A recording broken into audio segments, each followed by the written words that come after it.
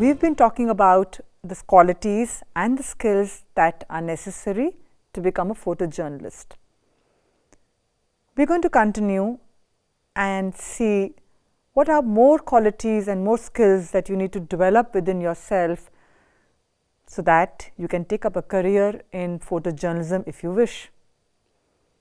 You're going to hear some professionals, experienced photojournalists, share with you tips and insights from their lifetime of working in the field of photojournalism. Another important quality is flexibility. When we step out in the field, we are going to face a lot of situations which we never thought would come our way, but they are there. We have to cope with them, we have to sail through them, and we have to do our work and come back. How are you going to face different kind of unexpected situations? That the quality of flexibility will help you go through and be successful as a photojournalist. To be open-minded and to be open-minded to the world of ideas, practices is an important quality that a photojournalist needs to nurture.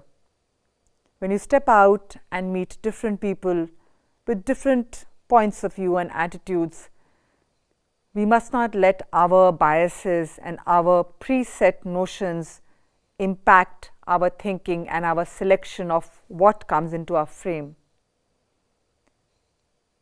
Being open, being generous, being liberal, and giving space for the expression of all ideas is at the heart of journalism. And as we have discussed earlier on, photojournalism is an integral part of journalism. So please remember to be open to divergent ideas and represent them as they are. And if the need arises, show all sides of the story, even if these are opposing ideas, so that the viewers for themselves can decide what the pictures tell and what they need to understand. What is it that makes you a photojournalist? How is it that a photojournalist differs from any other photographer? Because every other photographer is equally qualified, in terms of his technical skills or her technical skills or all of that. I mean, it's not that an advertising photographer or a travel photographer or an industrial photographer or whatever it is. Take any kind of genres that you have in photography, that any of them are any less technically qualified or any other. No, it's not. What makes you different? And is this you're telling a story. You're telling a story through images. The various qualities and skills that we need to become photojournalists have to be augmented by study and research. So what do we need to study? Here, we need to study the works done by other photographers and photojournalists. Through the various web resources that are going to be shared with you in the lessons, if you take time out and browse and look at the work of other photographers, surely you will learn a lot about how there are different possibilities in this creative field. Let's hear what Prashant Pandya has to tell us about this. Learn from older and famous photographers. Look at everyone's work.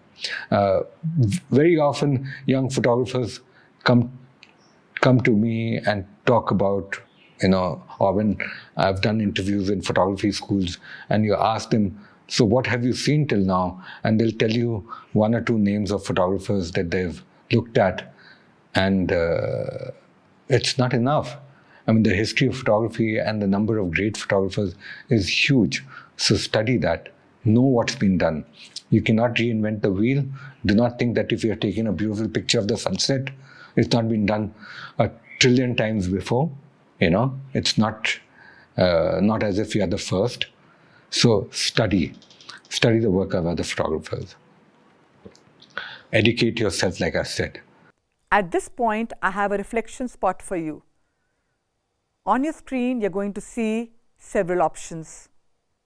I suggest that you pause the video, and try and identify the correct answer.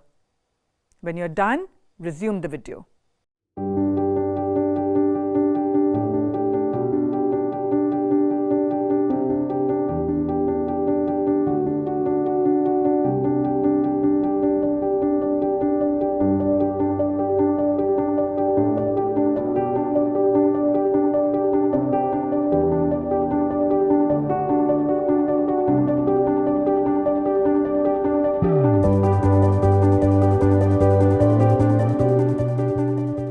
What differentiates a good photographer from an average photographer is the quality of eye for detail. Observational skills, or being able to observe and find the details and then record them, are hallmarks of a good photographer. So, develop that capacity within yourself, and when you step out, see with attention, observe. Don't be in a hurry to rush and just to click the picture.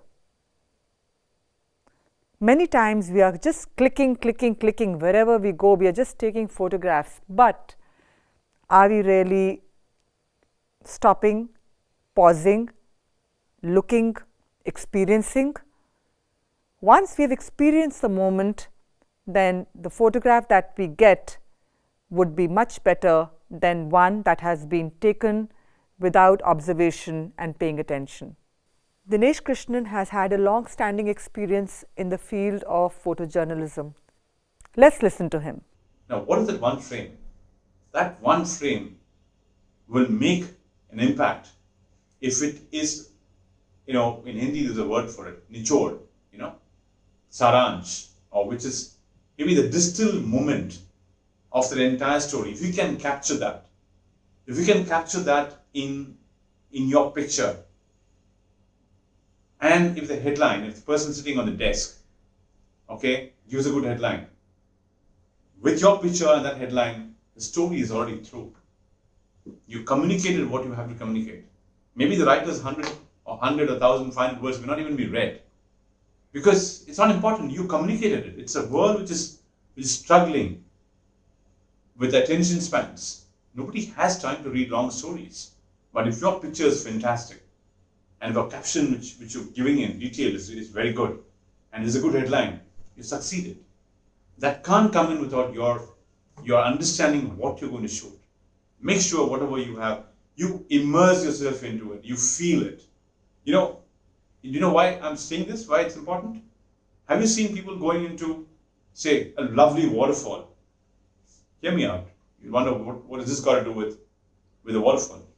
I'll tell you how. People are getting down from a bus. I've seen this all the time. Or a car. They get on. Wow, waterfall.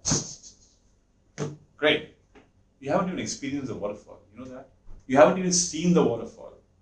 You got stuff there. You got pictures clicked, and maybe and I'm using the word deliberately, clicked. You're not taking any photographs. You just put your camera out there, back. And maybe you come back here. Before you've even seen the waterfall, you're seeing the spray, felt the spray, done nothing. You're already trying to post it on Instagram and seeing how many likes you got. You're already back in the car. You missed out that opportunity. You missed out experiencing it. That's the difference you got to do. When you go to a situation, experience it first.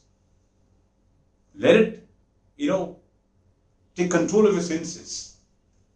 Feel it and then come back with the camera. Bring your camera after you know the subject. You go meet a person. Imagine it's the same thing with a person. You go meet a beautiful person, beautiful girl or a guy or whatever it is. Before you say hello, if you're going to take a picture of the guy or the girl, you're not going to get good portraits, I'm telling you that.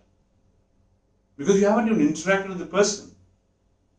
Interact with the person. Introduce yourself. I'm so-and-so. I'm so-and-so from so-and-so place or whatever it is, And you get chatting, you get talking. And then you take some, you tell them why you're here. Maybe it was an interview which the person knows anyway you're going to take photographs of.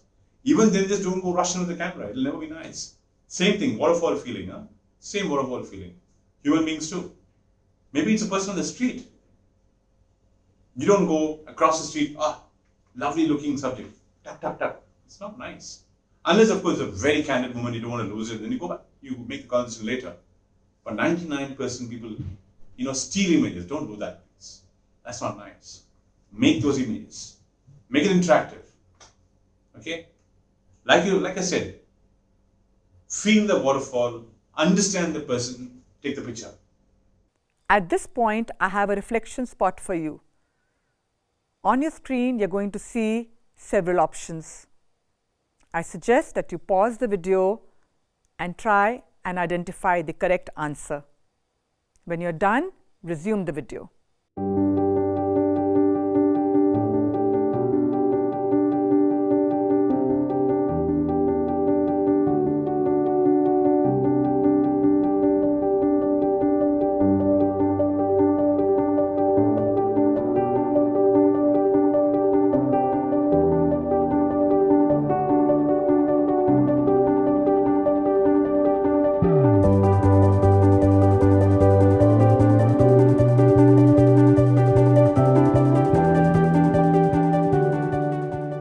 We have talked about the importance of being open, being flexible, and experimenting, exploring. Now, when we experiment and explore, sometimes we'll do things that we are not very happy with, and probably we will feel that we have made mistakes. But please remember that mistakes are a very important step in anyone's learning journey. Anyone who has made no mistakes has probably not learnt anything. So make mistakes, but make new mistakes every time and learn from your mistakes. Don't be afraid to make mistakes. Don't be afraid to try out and experiment, and even if things don't work out, understand, observe, analyze, and through reflection, step out of the mistake and get into a mode of being confident, communicative, and expressive. Here it is important to say that you must be connected to your own self and understand your own self and know who you are. Once you have self-awareness and self-love, you will be kind to yourself, and even if you make mistakes, you would not be overcritical. It's good to be self-disciplined, it's good to have goals, it's good to work towards goals, but being overcritical is not helpful for one's growth. What can really help is identifying your core strength. Every human being has some strength or the other. So identify your go-to skill, or in other words, identify which is the skill that really makes you unique and special and which can always help you in any situation. Identify these skills, identify these strengths, and wherever there are strengths that you think are weak or need to be developed further, nurture them. Water those seeds so that those strengths become stronger and develop new strengths. In this way, you can proceed in your journey as a photojournalist. We haven't finished yet. There's going to be yet another video on this.